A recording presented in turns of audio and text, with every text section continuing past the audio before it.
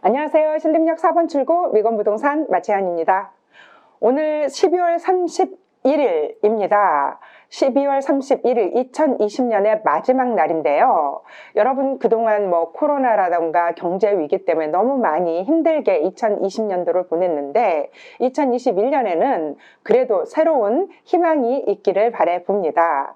오늘 여러분께 2021년도에 바뀌는 부동산 제도에 대해서 간략하게 설명을 해드리려고 하는데요. 사실 제가 지난 10월에 국세청 주택세금 백문백답을 해설해드리면서 하나하나 설명해드렸던 내용인데 오늘 2020년을 마지막 날을 보내면서 여러분께 쭉 여러분이 암기하고 숙지하고 또 부동산을 처분하거나 보유하고 계실 때 참고해야 되는 내용들이기 때문에 다시 한번 정리해 드릴 거고요. 또 분양을 받거나 청약을 받거나 하는 원하는 분들에게도 좋은 정보가 있어서 지금 안내해 드릴 예정입니다. 끝까지 여러분께서 들어주신다면요. 많은 도움이 될 거라고 생각이 됩니다. 자, 그럼 지금부터 시작해 보겠습니다. 바뀐 부동산 정책 바로 알고 2021년을 대비하자라고 제가 제목을 정해 보았습니다. 첫 번째로 양도소득세에 대한 부분이 많이 바뀌는데요. 양도소득세는 2021년 1월 1일부터 적용하는 내용이 많습니다. 양도소득세가 최고 세율이 기존에 현재까지는 42%였는데요. 2021년 1월 1일부터는 45%의 최고 세율이 측정이 됩니다. 1가구 1주택 비과세 보유 기간이 2년 이상 가져야 되잖아. 2년 이상 보유를 해야 되는데 산정 방법이 바뀌게 됩니다. 2주택 이상 보유했던 가구가 1주택을 제외하고 모두 팔아서 1가구 1주택 비과세를 받으려면요. 다른 주택을 다 팔고 나서 이게 한 주택이 되었을 때 그날부터 보유 기간을 산정해야 된다는 것이죠. 그래서 대신에 일시적 2주택의 부득이한 사유로 주택 비과세를 받는 경우에는 제외를 한다고 합니다. 조정 대상 지역 내에 분양권도 주택수에 포함을 하는데요. 이것도 2021년도에 바뀌는 거죠. 그러니까 12월 31일까지 오늘까지 사는 내 것이 된 분양권은 제외가 안 되고 2021년 1월 1일부터 매수되는 분양권은 주택수에 포함을 하겠다는 얘기입니다. 양도시에 1가구 1주택 장기보유 특별공제에 대한 요건이 추가되어 있는데요. 현재까지는 2년 이상 거주한 경우 보유 기간마다 연 8%씩 10년 이상 보유한 경우에 최대 80% 장기보유 특별공제가 적용이 되는데요. 2021년부터는 8%의 공제율을 보유기간 연 4% 거주기간 연 4% 등으로 구분해서 그러니까 보유기간 4% 거주기간 4%로 해서 총 10년 이상 보유하고 거주한 주택이어야만이 40%씩 최대 80% 공제를 받을 수가 있습니다. 특히나 법인이 보유한 주택, 사원년 주택은 제외하고요. 법인이 보유한 주택을 양도할 때에는 추가 세율 인상이 2020년까지는 기본 법인세율의 10에서 15%의 추가 세율 10%를 더해서 과세하게 되었는데요. 2021년 내일부터는 추가 세율의 20%로 인상을 하고 주택 입주권 분양권에 대해서도 추가 세율이 적용된다고 합니다.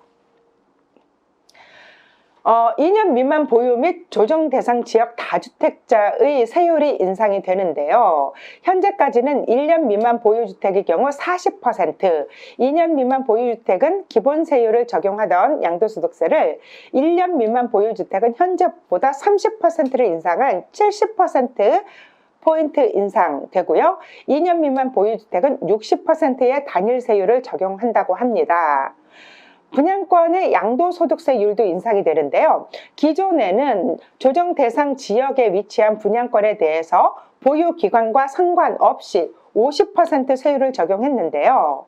2021년 6월 이후에 양도하는 이거는 2021년 6월 이후에 양도하는 분양권에 대해서는 지역과 상관없이 1년 미만 보유 시 70% 이외의 경우엔 60%의 세율을 적용한다고 합니다.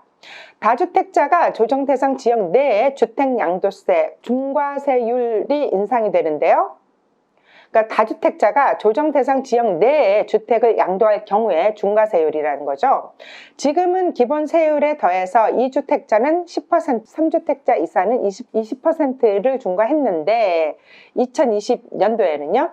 2021년 내일부터는 지금보다 10%포인트를 더 인상해서 각각 20%와 30%를 인상합니다. 다주택자나 보유기간이 짧은 소유자가 매도에 의향이 있다면 2021년 6월 1일 전까지 매도를 해야만 합니다.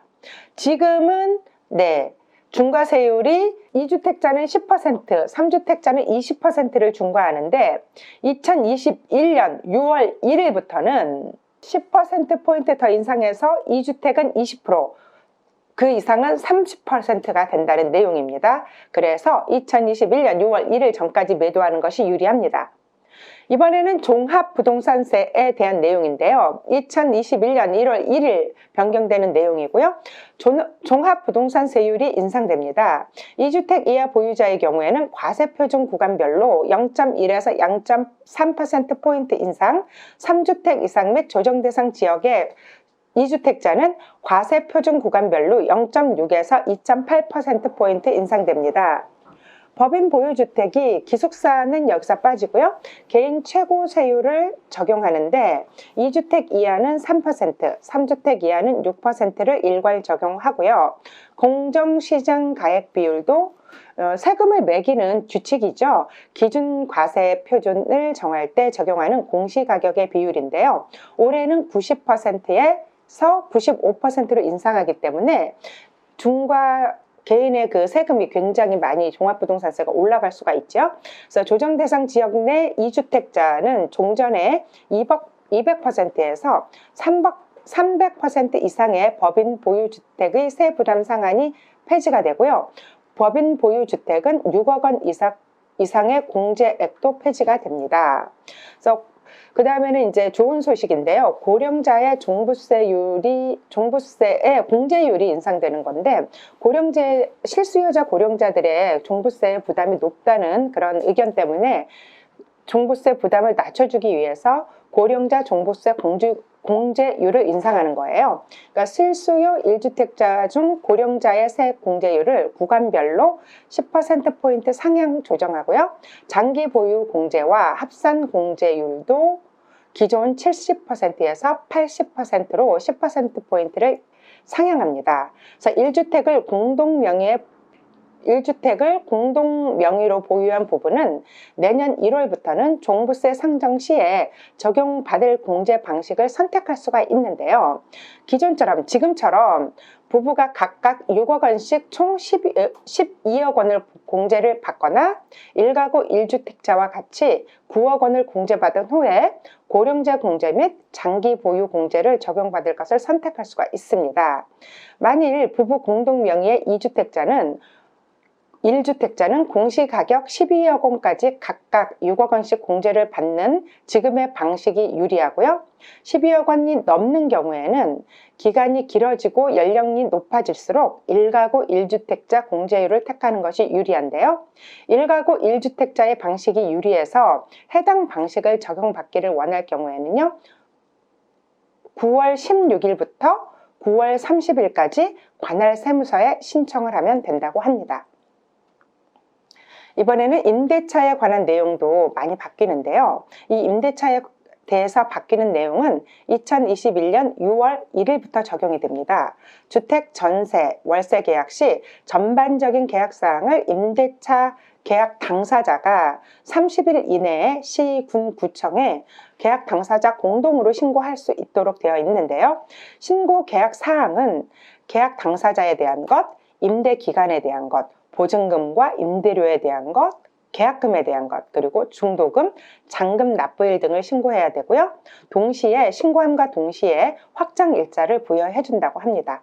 주택 임대차 계약 신고 후에 해당 주택 임대차 계약의 보증금, 임대료 등이 바뀌거나 임대차 계약이 해지된 경우가 있죠. 그럴 때는 변경 또는 해지된 것을 확정된 날로부터 30일 이내에 해당 시, 군, 구청에 임차인과 임대인이 계약자가 공동으로 신고할 수 있도록 되어 있고요.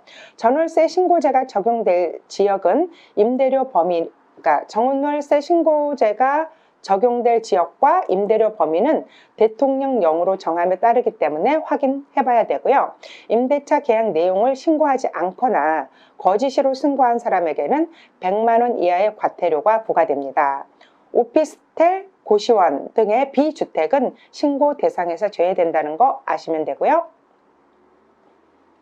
재건축에 대한 내용도 내년부터는 많이 바뀌기 때문에 하나하나 조심조심해서 투자를 해야 되고 또 자격 요건을 갖춰야 되는데요. 조합원 분양 신청 자격이 강화되고 안전진단 절차가 강화되는데 내년 중에 시행될 거라는 건 다들 알고 있는데요. 도시 및 주거환경정비법이 아직 개정이 되지가 않았습니다. 그래서 도시 및 주거환경 정비법이 개정이 되면서 이 시기가 확정되기 때문에 2021년도에 시행은 될 거지만 아직 그 날짜는 정해지지 않았습니다. 또 수도권 투기과열지구 내에 재건축 사업에선 조합원 분양 신청까지 2년 이상 거주를 해야 되는데요.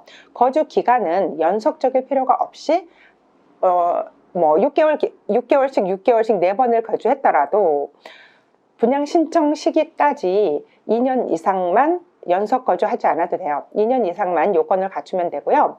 거주 요건을 갖추지 못한 조합원은 감정가 또는 시가로 현금 청산이 된다고 합니다. 도정법 개정 이후 최초로 설립 조합 인가를 받는 조합 설립 인가를 받고 신청하는 사업장부터 적용이 됩니다.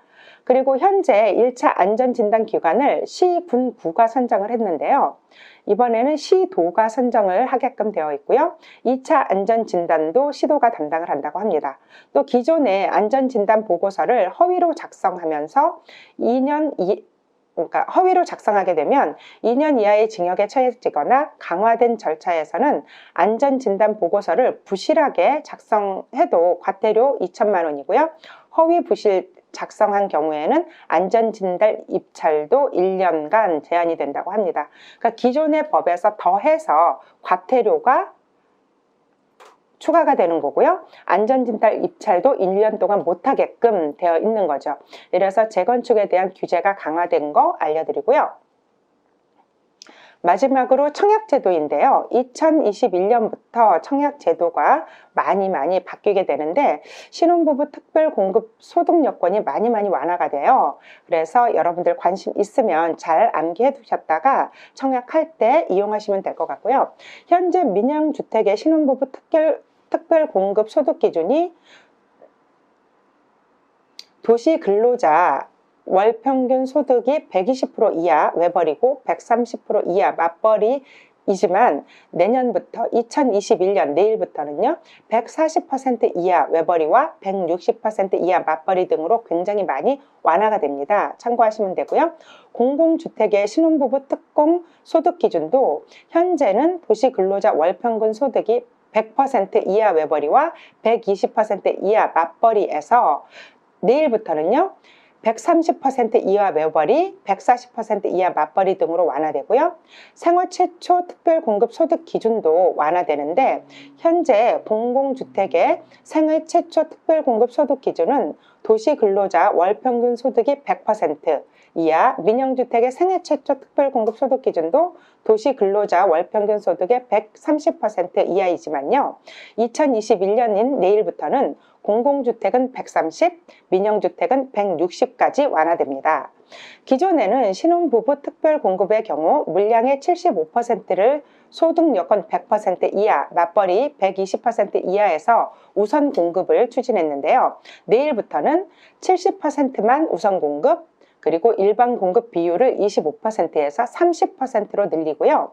생애 최초 특별 공급도 우선 공급 70, 일반 공급 30%로 나눠서 일반 공급을 추진할 것이랍니다. 또 2021년 2월 19일부터는 전매행위 제한에 대한 그 청약 자격 제한이 강화가 되는데요.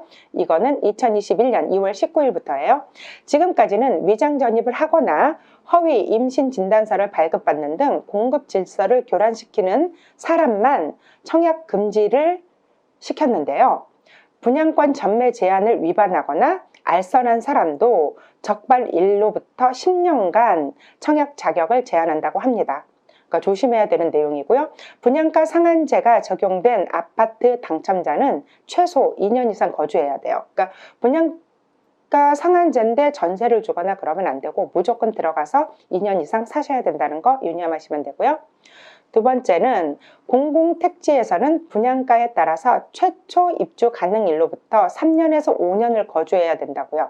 이제 민간택지에서는 분양가에 따라서 2년에서 3년을 거주해야 되는데 공공택지와 민간택지에 대해서 이렇게 거주 여건이 붙어 있고요. 만약 거주 의무 기간에 실제 거주하지 않고 속일 경우에는 1년 이하의 징역 또는 1,000만 원 이하의 과태료를 부과할 거고요.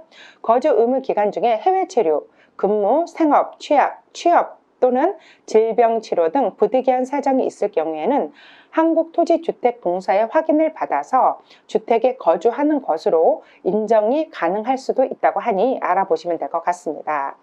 그리고 2021년 7월부터 2022년 공공분양 아파트 6만 가구 사전 청약을 시작한다고 합니다. 그러니까 2021년 7월부터 2022년까지 이제 아파트 6만 가구에 대한 사전 청약을 시작한다는 건데요.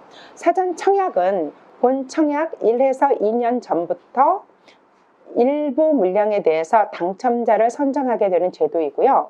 당첨된 본 청약까지, 그러니까 본 청약을 할 때까지는 무주택자 요건을 유지하지 않으면 취소가 되겠죠. 그래서 7월에서 8월, 9월에서 10월, 11월에서 12월까지 인천 계양, 서울 노량진, 남양주 진접, 성남 복정에 7, 8월에 청약받고요. 9, 10월에는 남양주 왕숙과 남태령 군부지 받고요. 11, 12월에는 남양주 왕숙, 부천 대장, 고창 창릉, 하남 교산, 과천 내에서 청약을 받습니다. 그래서 2021년 달라지는 부동산 제도는 이제 세제라던가 청약, 제도, 기타 여러 가지가 있는데 이 자료는 부동산 114에서 표로 정리해놔서 제가 좀 빌려왔고요. 양도소득세 과세 시 분양권도 주택으로 간주하는 게 1월이고요.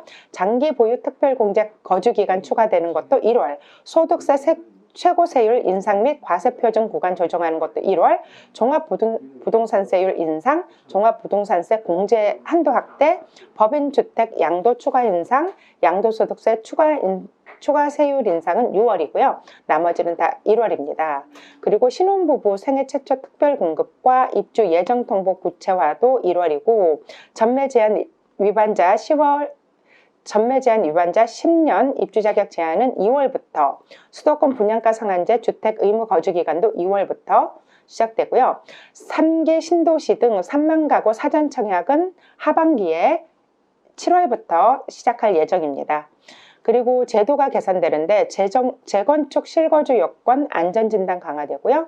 입주 전 하자보수 의무화되는 것도 1월에 제도가 개선되고 1월부터 시작되고 경비원에 대한 갑질금지, 공동주택관리법에 대한 개정은 4월부터, 전월세 신고제는 6월부터, 신축 공동주택 에너지 성능 기준 강화는 7월부터 시행이 되고요. 이 밖에 2021년도에 공공전세주택 총 11만 4천 가구 공급하고요.